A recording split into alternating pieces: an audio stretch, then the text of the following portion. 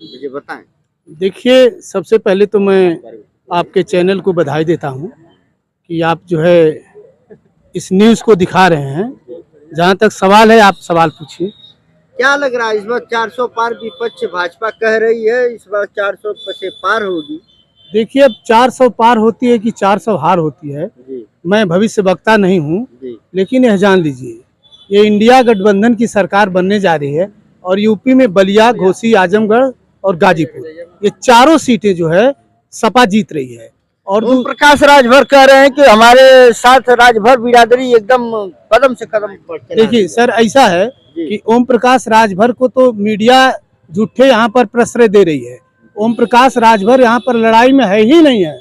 लड़ाई में है अगर जो कोई, तो यहाँ बसपा लड़ाई में है। बसपा दूसरे नंबर पर है, भाजपा या वो छड़ी वाली पार्टी ओम प्रकाश की तीसरे नंबर पर जा चुकी है। उनको आप लोग बेवजह जो इस लड़ाई में लाइए नहीं, वो लड़ाई में है ही नहीं है। किसको एक नंबर पे मान रहे हैं? सपा। सपा। यहाँ पर सपा जो है सीट निकल रही है और कम से कम 1.5-2 लाख वोटों से राजी राव चुनाव जीत रहे हैं। और दूसरी बात कि यहाँ हम टीवी पर यह देखते हैं जी। कि वंशवाद वंशवाद, ये बताइए सर, कौन सा हिंदुस्तान का माता पिता होगा जो अपने लड़के को, अपने लड़की को, अपने बेटा बेटी को हिंदुस्तान का प्रधानमंत्री, राष्ट्रपति, उपराष्ट्रपति, डीएम, कलेक्टर, जज बनना नहीं चाहती है? और तो ये भी सरकार है। सुनिए, ये वही लोग प्रचार करते होंगे जिनके पास अपना खुद का कोई वंश ही नहीं है। बाज बियली न बेदन जनली, जिसके पास अपना वंश नहीं होता है सर, वह जो है दूसरे के वंश की बात क्या करे। मैं किसी का नाम नहीं ले रहा हूँ, लेकिन भारत में ऐसी विचारधाराएं हैं कि अपने पास बच्चा नहीं है तो दूसरे के बच्चे को हम प्रधानमंत्री नहीं बनने देंगे, मुख्यमंत्री नहीं बनने देंगे। अरे हम और कोई पार्टी के लोग क्या है प्रधानमंत्री मुख्यमंत्री बनाने वाला है? यह तो भारत की जनता तय करेगी ना। अगर जो कोई, किसी का बाप मुख्यमंत्री है वह मुख्यमंत्री बना, किसी का बाप प्रधानमंत्री है वह प्रधानमंत्री बना या बनेगा, तो ये तो भारत की जनता बना रही है, तो उसमें हम लोगों को क्या लेना देना है?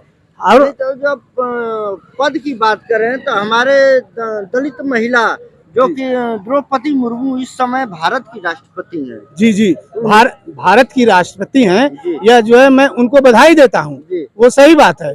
लेकिन जब वहाँ नए संसद में उनको क्यों नहीं ले जाया गया? नई संसद का उद्घाटन हुआ, उस संसद में उनको क्यों नहीं बुलाया गया? वह भारत की प्रथम महिला थी ना, तो उनको उस संसद में क्यों नहीं ले गए? बताइए। रही होंगी। अरे व्यस्त क्यों रही होगी? व्यस्त रहेंगी। भारत का प्रधानमंत्री और अन्य लोग नहीं व्यस्त रह रहे हैं, वो व्यस्त रही होगी हैं? वो तो राजा है। राजा कहाँ व्यस्त रहता है? प्रजा व्यस्त रहती है। राजा तो केवल राजाज्ञा लागू करता है। वहीं पर वो संसद भवन है, वहीं पर राष्ट्रपति भवन है, कितनी दूरी है? उनको लाया नहीं गया सर। उनके साथ अन्याय हुआ है, भारत के राष्ट्रपति का अन्याय हुआ है। यहाँ जो है महिला की बात होती है, महिला उन्नाव में क्या हुआ, हाथरस में क्या हुआ, मणिपुर में क्या हुआ, नंगी महिलाओं को घुमाया गया, जलाया गया, वहां लोग कहाँ थे? या भारत सरकार वहां पर कहाँ थी? वहां नहीं थी। उन्नाव में, हाथरस में देखिए, ये जगह जगह हो रहे हैं। सुरक्षा की दृष्टि से कोई सुरक्षित नहीं है। और मैं यह कह रहा हूं कि यह हिंदुस्तान की जो गंगा जमुना तहजीब है, संस्कृति है, सभ्यता है, यह नष्ट हो जाएगी अगर जो दोबारा बीजेपी की या एनडीए की सरकार बन गई तो। समझ लीजिए, अगर जो हिंदुस्तान को बचाना है तो इंडिया की सरकार इंडिया में बननी चाहिए। और कुछ पूछिए सर। चलिए, धन्यवाद। इस समय हम घोसी में थे। लोकतंत्र में जनता का अधिकार है और महापर्व, सभी लोग वोट करेंगे और सभी अपने मताधिकार का प्रयोग करेंगे। दोस्तों, हम इनसे मिले, इनकी राय जानी और आप अपने सुझाव और अपने कमेंट लिखिएगा। बहुत बहुत धन्यवाद।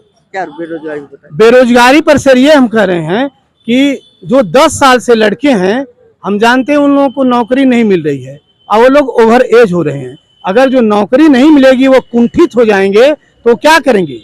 रोड पर घूमकर लड़ाई झगड़ा, छिनैती डकैती यही नहीं कर सकते हैं।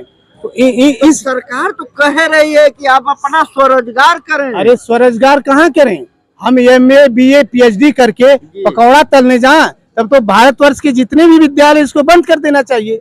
सबको कह देना चाहिए कि आप लोग अपना अपना रोजगार ढूंढ लीजिए, पकौड़ा तलिए।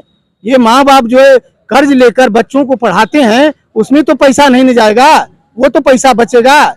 बच्चे और एक नियम ला दें, पार्लियामेंट से पारित कर दें कि 14 वर्ष के नीचे के बच्चे भी अगर जो बाल अपराध की श्रेणी में नहीं आएंगे, काम कर सकते हैं, नौकरी कर सकते हैं, ठेला लगा सकते हैं, जाकर श्रमिक बन सकते हैं। लेकिन इस पर भी तो पाबंदी है।